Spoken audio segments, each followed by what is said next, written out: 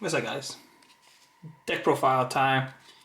We got the brand new White Forest Azamina. So, White Forest Azamina, that's a good deck. But, is it good enough? I don't think it is, personally. That's why I'm not taking it to Anaheim, but I'll still show you this deck. Because the deck is still good. I just think it's not good enough. Sadly. And I'll explain to you why it's not good enough as I do the deck profile for Anaheim, but for what I would play. But for the most part, it's like, yeah. So we got ourselves 3 of this bitch. She looks like the grown-up version of Diabell Star, but she's a stellar of the White Forest. Ooh, and then there's the other chick. The Ezelth. So this one you tribute a spell to special summon the White Forest. This one, that's on field. It's not on summon too, unfortunately. This chick, you tribute from hand or field, and you can special summon her from hand, and you can search. That's all one effect. They're both really, really good. This one enables the combo a little better because you could just because her grave effect, where if you send a card from grave to activate, like for example her, so you could send like a spell and then for you to search, and then if this card's in your grave, you just special summon it. So there's a lot of applications to put with that, so it's really good. And while this one, if you special summon a tuner synchro on your opponent's turn, you could add this to your hand, which is really good follow-up. So we got ourselves 2 of this chick and 2 of this chick. So I played 2 of each. So this was the Searcher, and this one is you send a spell to grave to draw a card. So, and this one could special summon herself if you have another White Forest in your field. So both of them offer the same good effect where you could send a White Forest Synchro to your grave, from grave or field, to the extra deck to special summon herself. So they all have their good qualities. So this is the ratios for the monsters, and I probably would not change it for anything. So this is honestly the ratios. I prefer 2 of these in case you get like Shifter. You could end on Babushka. I know that's like not like optimal, but to just end on Babushka and just praying to God your opponent don't have the out, but that's kind of like where we're at with this deck. And kind of like the biggest problem I have with it just loses to too much no cards. It loses to Droll. It loses to Shifter. I try to make it not lose to Droll. That's why I'm playing the Fiendsmith package. But it loses to Droll. It loses to Shifter. It loses to both more Charmies. It loses to Barrier. It loses to too much stuff. And unfortunately, with the new support coming out, the deck, while the support is good, it doesn't really like solves the deck's problems, if that makes sense. So like, it doesn't end on a minimalistic board. It doesn't like, you can't play around Shifter. You still search a lot. So like, it's just unfortunate. Here you go. We play 1 of each. I main deck this. There's some dude out there that's gonna main deck Board Breakers, and this card's really good for that. And you can always set it when you tribute it. All these effects, when you tribute it with these or these, like with this, they just set themselves. It's only by their effect. So if you have Diabell Star, Diabell Star won't trigger this. So yeah, that's basically it. This one special summons from deck or hand, and this is the Searcher when you have a spellcaster, which it kind of sucks. I wish it was just a regular Searcher. But yeah, this is the White Forest engine in general. Like, this is probably what I would rock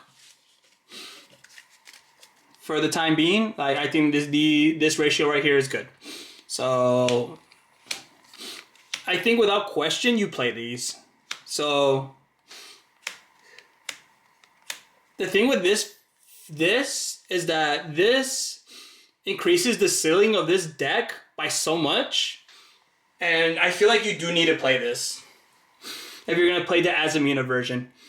If you're playing the Runic one, you could play Runic. You know, that's cool and all. But and it does have its upsides. But like, if you're going to play this, which I do prefer, I would play this if you have the chance for this version. And then we got ourselves 3-day Bellstar, 3 of these, 1, 1, and 1. So this synergizes with this so well, because you could send this to grave, you could get your deception, you could get your toy soldier. Like, this is so good. And toy soldier could search you this. Like, it's just so nice to have. And then the wanted is nice. You could play during draw phase, so you don't lose as badly to draw. This is mandatory with this, and I'm planning on playing this, but I'm planning on cutting it, is in case they like get rid of this, or like they do something to hurt the hollow, so that engine won't be live. But this is easily cuttable or added for talents. Ooh.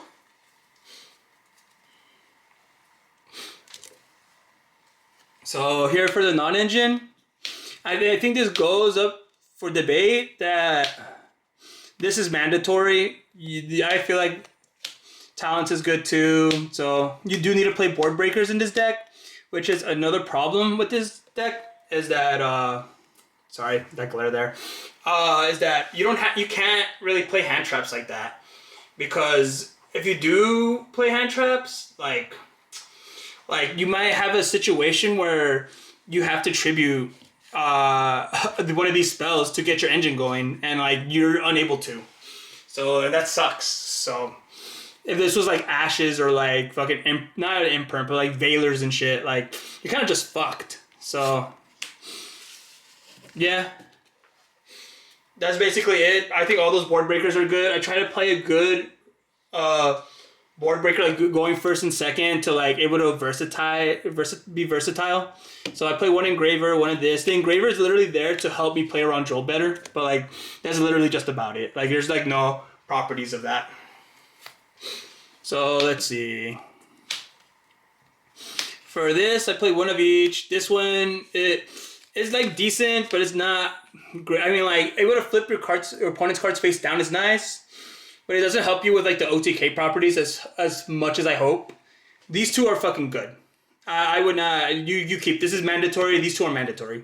This is mandatory too, but like just because it's a name. But like in terms of like the properties of like OTKing hard, like it doesn't OTK as hard as you think. So I'm gonna stick with the synchro line and go Chaos, Zapper, and this guy. He helps you OTK. That's the only reason why I play him. These two go real well together, so you can make Chaos Angel just banish something out of the way, and they're all light, so this is really good.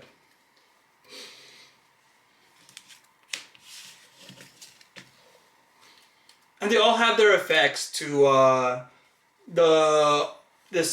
of them could be sent with the level 4 bitches too.